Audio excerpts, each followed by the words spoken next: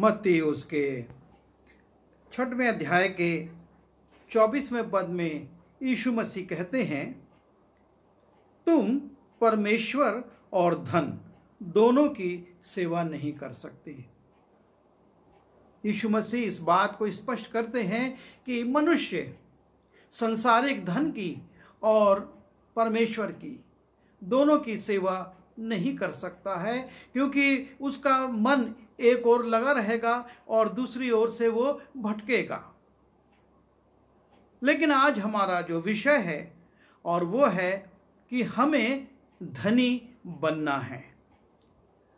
और सिर्फ ये संसारिक धन ही हमारी उपलब्धि नहीं है, लेकिन कुछ चीज़ें और हैं जिन पर हमको विचार करना है और उसमें हमको धनी बनना है, ताकि हम अधिक से अधिक धनी बनकर उन चीज़ों के द्वारा अपने प्रभु को महिमान्वित कर सकें।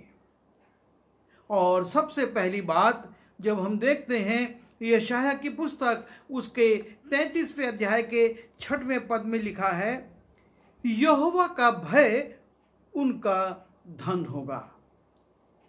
यहोवा का भय, इस धन को हमको बढ़ाना है। परमेश्वर के भय के धन को आपको और मुझको बढ़ाना है, हमको धनी बनना है, क्योंकि यहोवा के भय की तमाम आशीषें हम देखते हैं बाइबल में दी हुई हैं, और भजन संहिता और नीति वचन में तो विशेष रूप से इस विषय पर, यहोवा के भय पर, परमेश्वर के भय पर लेखकों ने लिखा है कि यहोवा के भय से बुद्धि बढ़ती है, यहोवा के भय से आयु बढ़ती है, यहोवा का भय बुद्धि का मूल है, बुद्धि का आरंभ है, और तमाम आशीषें यहोवा के भय के साथ जुड़ी हुई हैं। और जितना हमारे जीवन में परमेश्वर का भय बढ़ेगा उतना आशीष बढ़ेंगे, हम उतना अधिक परमेश्वर की निकटता में जाएंगे। और परमेश्वर की निकटता में होने का अर्थ है कि हम उन उत्तम वस्तुओं से तृप्त होंगे जो परमेश्वर अपने लोगों को देना चाहता है। और इसलिए सबसे पहले जो धन हमको बढ़ाना है, या जिस धन से हमको धनी होना है, और वो है यहोवा के भय का धन। ये भय जितना हमारे जीवन में बढ़ेगा हम उतना आशीष पाएंगे। दूसरी बात हम देखते हैं, जब पहला तीमुथियुस उसके 6वें अध्याय के 18वें पद में लिखा है, और भलाई करें और भले कामों में धनी बने। पौलुस तीमुथियुस को लिखता है कि वो कलीसिया भले कामों में धनी बने, अर्थात भले भले काम करे, अच्छे काम करे जो परमेश्वर को भाते हैं। भले कामों में आपको और मुझको धनी बनना है। जब हम मत्ती रचित सुसमाचार उसके 5वें अध्याय के 16वें पद में जाते हैं, वहां पर यीशु मसीह अपने पर्वतीय उपदेश में कहते हैं, उसी प्रकार तुम्हारा उजियाला मनुष्यों के सामने चमके कि वे तुम्हारे भले कामों को देखकर तुम्हारे पिता की जो स्वर्ग में है बड़ाई करें। आप और मैं जितने भले कामों में धनी होंगे उतना परमेश्वर की बड़ाई भी होगी।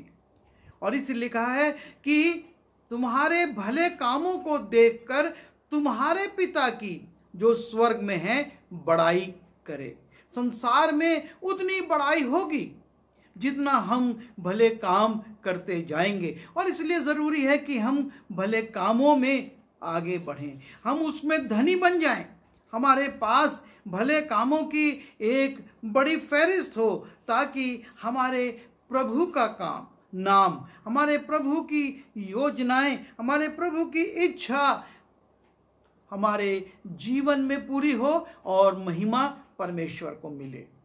फिर हम उसी में आगे देखते हैं कि हमारे साथ कुछ जाने वाला नहीं है।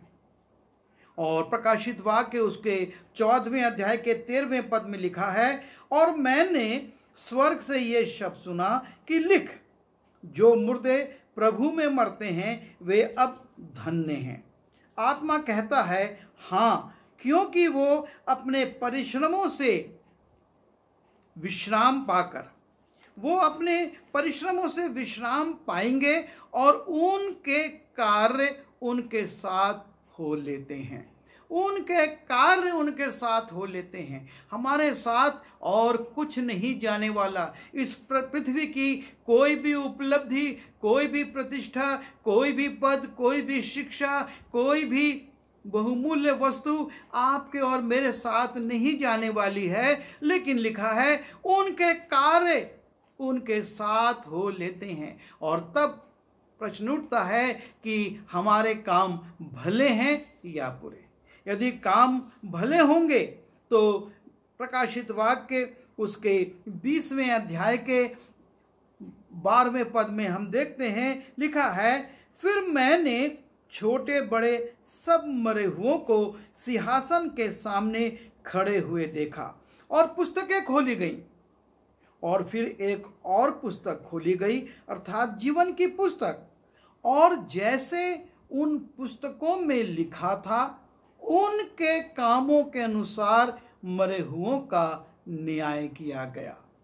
जो इस पृथ्वी से चले जाते हैं वो ये ना समझे कि सारी बातें बंद हो गई, लेकिन पुस्तकों में उन कार्यों का, उन कामों का उल्लेख है। लिखा हुआ है उनके कामों के अनुसार मरे हुओं का न्याय किया जाएगा।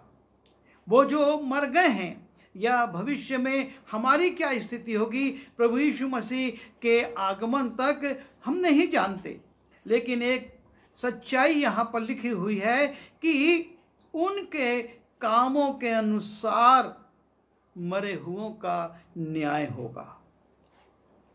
जितना भी कार्य हमने किया है, और इसलिए आपको और मुझको भले कामों में धनी बनना है।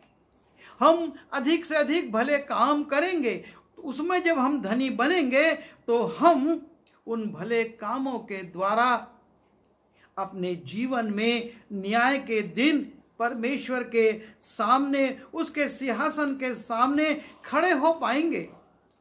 और यदि हमारे काम, भले काम ज्यादा होंगे, प्रभु कहेगा तू थोड़े में विश्वास योग्य रहा और अब बहुत वस्तुओं का अधिकारी बन जा। तीसरी धनी बनने के लिए हमको जो चाहिए और वो है विश्वास। हमको विश्वास में धनी बनना है। जब हम लूका उसके 17वें अध्याय के 5वें पद में जाते हैं, लिखा हुआ है, प्रेरितों ने प्रभु से कहा हमारा विश्वास बढ़ा। वो चेले जो कि यीशु मसीह ने नियुक्त किए थे और उनको प्रेरित कहा था, वो यीशु मसीह से कहते हैं, उससे निवेदन करते हैं, हमारा विश्वास बढ़ा। अर्थात हमारा जो विश्वास है उसको तू बढ़ा और भी उसको उन्नत कर। और ये बात हमारे लिए भी लागू होती है कि हमारा विश्वास बढ़ना है। हम विश्वास में बढ़ते चले जाएं। जब हम मत्ती रचित सुसमाचार उसके 8वें अध्याय में जाते हैं और वहां पर एक घटना का उल्लेख है। यीशु मसीह अपने चेलों के साथ नाव पर चले जा रहे हैं और झील में तूफान आता है और तब चेले यीशु मसीह को जगाते हैं। और मत्ती रचित सुसमाचार, मरकुस रचित सुसमाचार और लूका रचित सुसमाचार, इन तीनों सुसमाचारों में इस घटना का उल्लेख है। लेकिन तीनों में इन लेखकों ने कुछ फर्क बातें कही हैं जब यीशु मसीह उठते हैं। जब हम मत्ती रचित सुसमाचार उसके 8वें अध्याय के 26वें पद में जाते हैं, चेले यीशु मसीह को जगाते हैं और यीशु मसीह उठकर कहते हैं, उसने उनसे कहा, हे अल्प विश्वासियों, क्यों डरते हो? यीशु मसीह अपने चेलों को यहाँ पर अल्प विश्वासी कहते हैं, अर्थात उनका विश्वास छोटा है, अल्प है, और उस विश्वास को बढ़ाने की आवश्यकता है, उसमें और वृद्धि की आवश्यकता है। और उसके बाद जब हम मरकुस रचित सुसमाचार उसके 4 अध्याय में जाते हैं और उसके 40वें पद को देखते हैं, वहां पर यीशु मसीह उठने के बाद अपने चेलों से कहते हैं और उनसे कहा, तुम क्यों डरते हो? क्या तुम्हें अब तक विश्वास नहीं? चेले यीशु मसीह के साथ हैं, चेले बड़े बड़े आश्चर्य कर्मों को देख रहे हैं और चेलों को यीशु मसीह ने बड़े बड़े काम करने के अधिकार भी दिए हैं। वो अपने चेलों को भेजते हैं और वो सुसमाचार प्रचार के साथ सामर्थ्य के काम भी करते हैं, और उसके बावजूद यीशु मसीह कहते हैं, क्या तुम्हें अब तक विश्वास नहीं? हमारे जीवन में यीशु मसीह, हमने बचपन से संडे स्कूल, जवान सभा और चर्च की आराधनाओं में यीशु मसीह के वचन को सुना है, हम बपतिस्मा प्राप्त हैं, फिर भी कई बार हमारे विश्वास में कमी आ जाती है, हम अल्प विश्वासी बन जाते हैं। हमको देखकर यीशु मसीह को कहना पड़ता है कि क्या तुम्हें अभी तक विश्वास नहीं? और लूका उसके 8वें अध्याय के 25वें पद की पहली लाइन को हम देखते हैं, वहां पर इसी घटना में यीशु मसीह कहते हैं, और उसने उनसे कहा, तुम्हारा विश्वास कहां था? मत्ती में कहते हैं, हे अल्पविश्वासियों। मरकुस में पूछते हैं, क्या तुम्हें अभी तक विश्वास नहीं? और यहां पर लूका में यीशु मसीह कहते हैं, तुम्हारा विश्वास कहां था?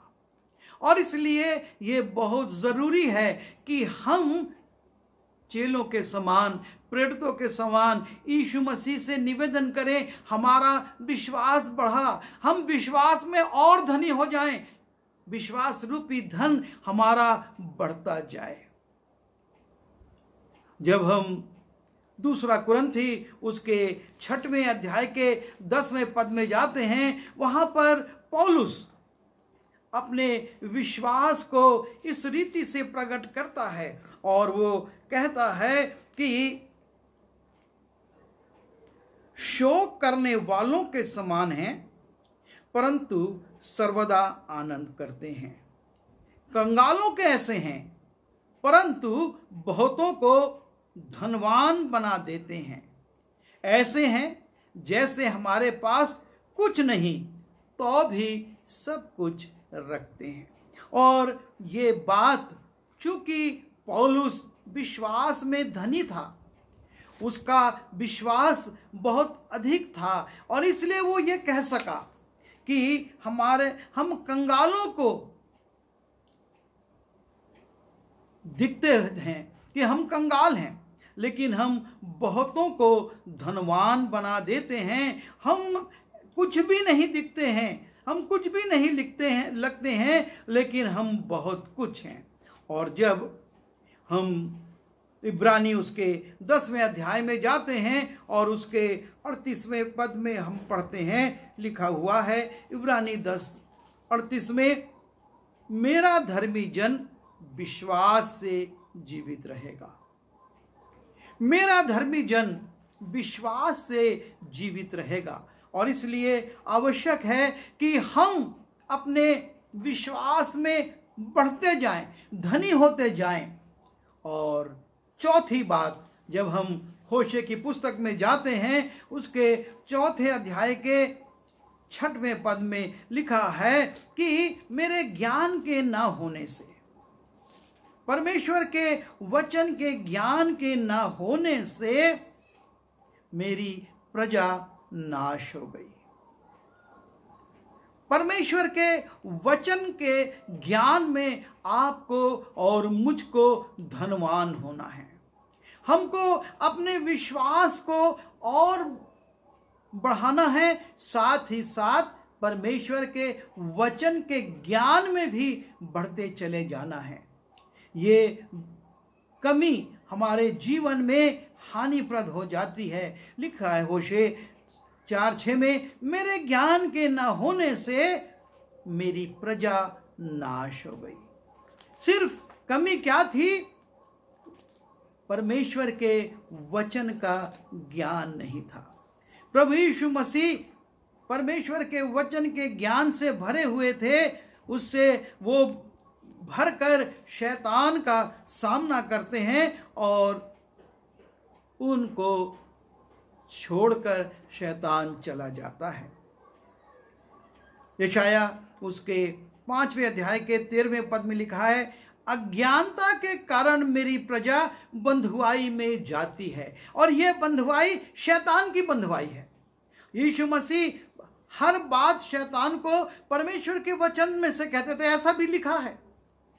और यशाया कहता है, इसलिए अज्ञानता के कारण मेरी प्रजा बंधुआई में जाते हैं और उसके प्रतिष्ठित पुरुष भूखों मरते और साधारण लोग प्यास से व्याकुल होते हैं। और ये भूख और ये प्यास परमेश्वर के वचन की होनी है। जब हम उसको अपने अंदर बढ़ाएंगे, हम अज्ञान नहीं रहेंगे और बंधुआई में भी नहीं जाएंगे। और इसलिए दाऊद भजन संहिता उसके 119वें अध्याय के 11वें पद में कहता है कि मैंने तेरे वचन को अपने हृदय में रख छोड़ा है।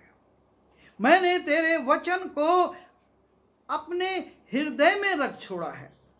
अलमारी में नहीं, तकिया के नीचे नहीं, अपने बैग में नहीं, लेकिन मैंने तेरे वचन को अपने हृदय में रख छोड़ा है कि तेरे विरुद्ध पाप ना करूं, कि मैं तेरे विरुद्ध पाप ना करूं। और इस पाप से बचने के लिए मैंने तेरे वचन को अपने हृदय में छोड़ा हुआ है।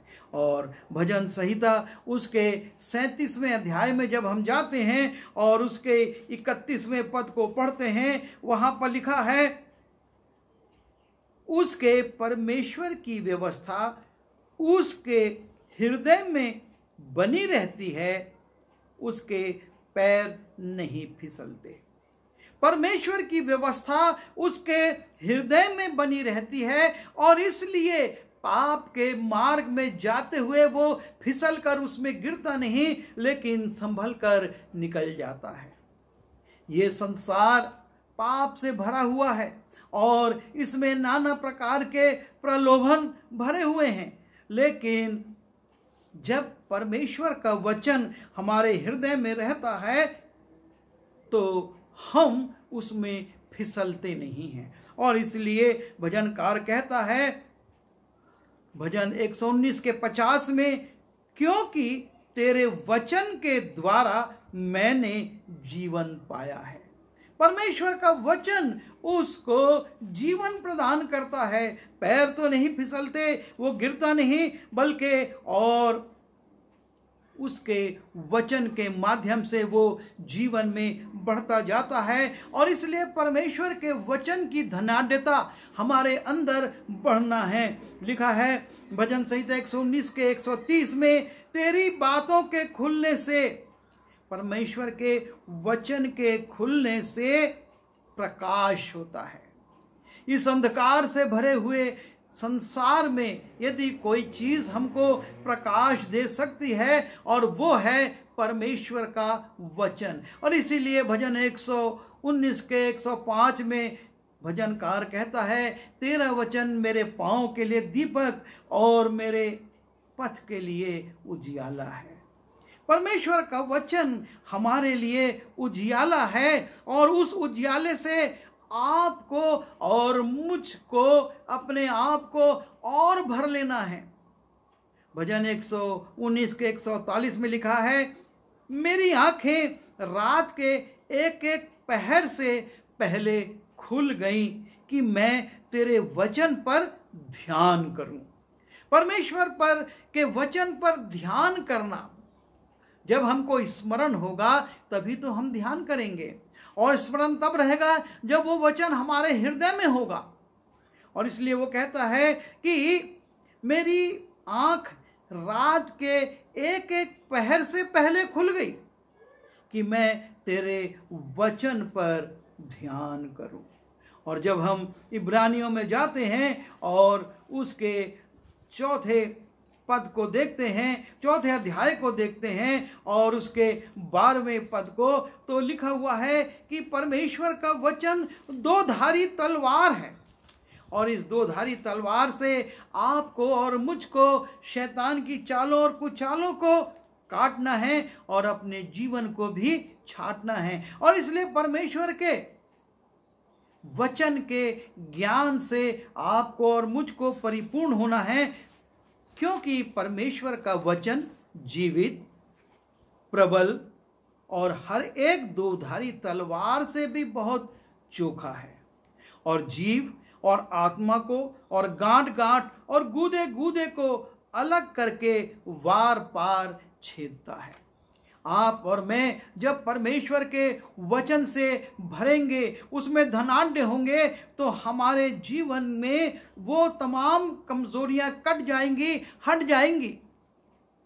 और जब हम मत्ती रचित सुसमाचार में जाते हैं और उसके 6वें अध्याय के 19वें और 20वें पद को देखते हैं, वहां पर यीशु मसीह अपने पर्वतीय उपदेश में कहते हैं, अपने लिए पृथ्वी पर धन इकट्ठा ना करो, जहां कीड़ा और काई बिगाड़ते हैं और जहां चोर सेंध लगाते और चुराते हैं, परंतु अपने लिए स्वर्ग में धन इकट्ठा करो, जहां ना तो कीड़ा और ना काई बिगाड़ते और जहां चोर ना सेंध लगाते और ना चुराते हैं। हमको स्वर्गीय धन से धनाढ्य होना है।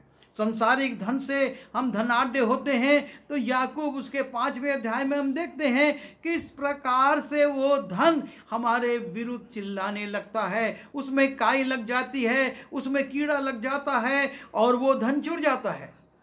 पर हम जब स्वर्गीय धन से अपने को आच्छादित कर लेते हैं, उसको भर लेते हैं, तो उस धन से हमारे जीवन में बड़ी बड़ी आशीषें आती हैं, हमारे जीवन में सुरक्षा आती है इस जीवन के में। और इसके बाद भी जब हम लूका उसके 12वें अध्याय के 33वें पद को देखते हैं, वहां पर इस प्रकार से लिखा हुआ है कि अपनी संपत्ति बेचकर दान कर दो और अपने लिए ऐसे बटुए बनाओ जो पुराने नहीं होते, अर्थात स्वर्ग पर ऐसा धन इकट्ठा करो जो घटता नहीं और जिसके निकट चोर नहीं जाता और कीड़ा नहीं बिगाड़ता। हमको उस धन को जमा करना है। और इसीलिए कुलुसी उसके 3 अध्याय के 2 पद में पौलुस समझाता है कुलुसी की मंडली को और उससे कहता है कि स्वर्गीय वस्तुओं की खोज में रहो। सो जब तुम मसीह के साथ जिलाए गए तो स्वर्गीय वस्तुओं की खोज में रहो, जहां मसीह वर्तमान है और परमेश्वर के दाहिनी ओर बैठा है, पृथ्वी पर की नहीं परंतु स्वर्गीय वस्तुओं पर ध्यान लगाओ। आज हमारा ध्यान संसारिक वस्तुओं पर रहता है, लेकिन परमेश्वर कहता है स्वर्गीय वस्तुओं पर ध्यान लगाओ। स्वर्ग में हम धन कैसे बटोर सकते हैं, कैसे जमा कर सकते हैं। और लूका उसके 25वें अध्याय के 40वें पद में यीशु मसीह इस बात को स्पष्ट रूप से समझाते हैं और कहते हैं कि जो तुमने इन छोटों से छोटों के साथ किया वो मेरे साथ किया। जब हम संसार में उन लोगों के साथ जो गरीब हैं, लाचार हैं, निर्धन हैं या किसी परेशानी में हैं, बीमार हैं, जेल खाने में हैं, उनके लिए कुछ करते हैं तो वो हम प्रभु यीशु के लिए करते हैं और स्वर्ग में धन जमा होता है। और 45वें पद में कहते हैं, तब वह उन्हें उत्तर देगा कि मैं तुमसे सच कहता हूं कि तुमने जो इन छोटे से छोटों में से किसी एक के साथ नहीं किया वो मेरे साथ भी नहीं किया। और इसलिए हमको इस बात के लिए सावधान होना है हम इस पृथ्वी पर धनी बनना चाहते हैं, पर वो हानिप्रद है, क्योंकि हम दो स्वामियों की सेवा नहीं कर सकते। पृथ्वी पर हम धन की और अपने परमेश्वर की सेवा के लिए कहें तो यह संभव नहीं है। जब हम प्रकाशित वाक्य उसके 3 अध्याय के 7वें पद में जाते हैं, लिखा है, लौदीकिया की कलीसिया को आत्मा ने कहा, तू तो जो कहता है कि मैं धनी हूं और धनवान हो गया हूं और मुझे किसी वस्तु की घटी नहीं, और ये नहीं जानता कि तू अभागा और तुच्छ और कंगाल है और अंधा और नंगा है, इसलिए मैं तुझे सम्मति देता हूं कि आग में ताया हुआ सोना मुझसे मोल ले। परमेश्वर से आग में ताया हुआ सोना मोल ले कि धनी हो जाए। श्वेत वस्त्र ले ले कि पहनकर तुझे अपने नंगेपन की लज्जा न हो, और अपनी आंखों में लगाने के लिए सुरमा ले कि तू देखने लगे। परमेश्वर ये चाहता है कि हम उससे धन लें। संसार में हम बहुत सोना खरीदते, उसका तोले का रेट बताते, लेकिन हमको स्वर्गीय स्वर्ण की आवश्यकता है, और इसलिए हम परमेश्वर के भय में धनी बने, हम भले कामों में धनी बने, हम विश्वास में धनी बने, हम परमेश्वर के ज्ञान में धनी बने, और हम स्वर्गीय स्थानों में अपना धन जमा करें, उसमें धनी बन जाए, वहां बहुत धन जमा करें, और तब हम अपने इस संसारिक जीवन के बाद उस धन के माध्यम से वो मुकुट पाएंगे जो प्रभु यीशु मसीह हर एक उस ईमानदार को देने वाला है, जो कि इस पृथ्वी पर ईमानदारी के साथ, दया के साथ, प्रेम के साथ उसके लोगों के साथ व्यवहार करते रहे हैं। प्रभु हमारी सहायता करे। आइए हम प्रार्थना करें। प्रभु जी, हमारी सहायता कीजिए कि हम सांसारिक धन में अपने को लिप्त ना करें, हम सांसारिक धन की चिंता में ना रहें और सांसारिक धन पाने के लिए रात और दिन प्रयास ना करें, पर हम प्रभु जी भले कामों में धनी बने, हम आपके भय में धनी बने, हम विश्वास में धनी बने, हम वचन को अपने अंदर रखने में धनी बने, और उस स्वर्गीय स्थान में भले काम करके धनी बन सकें जिनसे आप प्रसन्न होते हैं। हम सब की सहायता कीजिए, विनती यीशु के नाम से मांगते हैं, आमीन।